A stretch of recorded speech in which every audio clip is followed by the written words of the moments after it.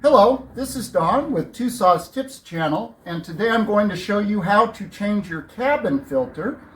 And this is specifically for Toyotas. This happens to be a 2024 Toyota Camry, but this applies pretty much to any modern Toyota that has a cabin filter. And there's a little bit of a detail that you have to pay attention to, and that is that on Toyota cabin filters, the side of the filter has up arrows, and they'll actually be labeled up, and you'll see the arrows, and you're supposed to just install it with the arrows pointed up. But if you use an aftermarket filter like this Wix filter here, it has arrows as well, as you can see. But these arrows are not up arrows, they are airflow arrows. And as it just so happens, the airflow is the opposite of it. Actually, the airflow goes down. And I actually wrote to them, they didn't label these. These are not labeled as airflow, they're just arrows. So I actually wrote to the company that makes the Wix filters, and they said, yes, the arrows on our filters designate airflow. So just remember, if you replace your Toyota cabin filter with an aftermarket filter, the arrows go down. So we're going to go ahead and show you how to do this now. I have the new filter here. You just clean out your glove box, of course, take all the stuff out. There's a little trap door. As you can see down here, there's a little trap door. There's just a little tab, and it just comes right out. And then inside, you'll see that there's a couple of tabs you've got to squeeze, and on each side you squeeze these little tabs together, and they tell you how to do this in the owner's manual. You will also see there's a little up sign on it that lets you know that it goes back this way, the particular cover. So I'm just going to set that right down here, and now we're going to go ahead and pull out the old filter, and there it is. And as you can see, the old filter is really dirty. So I'm not doing this too soon. And basically, you just take the old filter out, and you can see that the top of the filter is the part that's dirty. The bottom of the filter is pretty clean, but the top of the filter is where all the dirt is, because again, air is drawn in from the top and goes down into the box and through the vents and into the cabin of your car. Okay, and as you'll see, there's also an up here with an arrow, and this faces out, just so you know. And the filter just comes straight out. It has little tabs that hold it in place, and you just basically lift the old filter out. And now we're going to go ahead and put in the new cabin filter. Okay, as you can see, these arrows are the airflow arrows. They're pointing down on this Wix filter. Here's the holder. This is the up that faces up and out. And you'll notice that it has a little tiny blade like in the middle of the holder.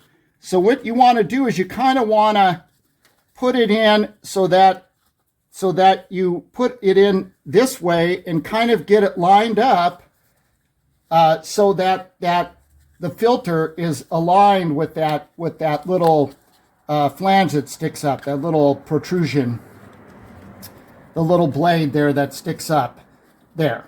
And as you can see, you just kind of work it in so that the filter is basically all nice and even, and it's up against the the edges of the holder. And as you can see, it's all ready to go. And now we're just going to reinstall it. Okay, and now we're going to put the filter in, install the new filter. It just slides into place. And you want to make sure that it's down in there so it can actually go in all the way. It's kind of important. You may have to, you see it wants to be flush. The end of the filter housing is flush with the outer housing. Now, the way to put this back, you have these two little tabs that slide in on this side. There's just little tabs that go into these little holes. And then on the other side, it just basically just snaps into place like that. And that is your filter. These clips clip on this side. These little tabs go into the holes on this side. And then now we're going to put the outer cover in. And again, the outer cover again, it goes in. There's 2 slots that go in on the side here. And you just basically just press it in.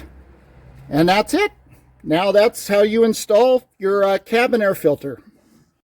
Okay, and in conclusion, just replace the cabin filter. A couple of notes about cabin filters. There's a whole huge selection available out in the marketplace of cabin filters. There's 2 main types. There's a plain particulate filter, which is the kind that I just installed in my car. And then there's one that's embedded with activated carbon. And those filters that have the activated carbon in them, they actually reduce odors from coming inside the vehicle. So those are a couple main choices that you have. You can get one that has the carbon in the filter media to reduce odors, or you can just get the plain particulate filter.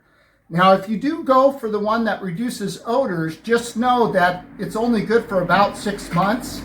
Even if you don't drive very much, it's after so many months, it'll lose its effectiveness and will need to be replaced because the activated carbon won't be working anymore. The other thing to consider is some filters emphasize HVAC efficiency. They emphasize that they promote good ventilation and efficiency of cooling the inside of your car for the heating and the cooling and all that.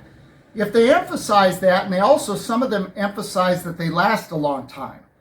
If that's what they emphasize, they will last longer and the airflow restriction will be less, but they probably are not going to filter as good as some other choices.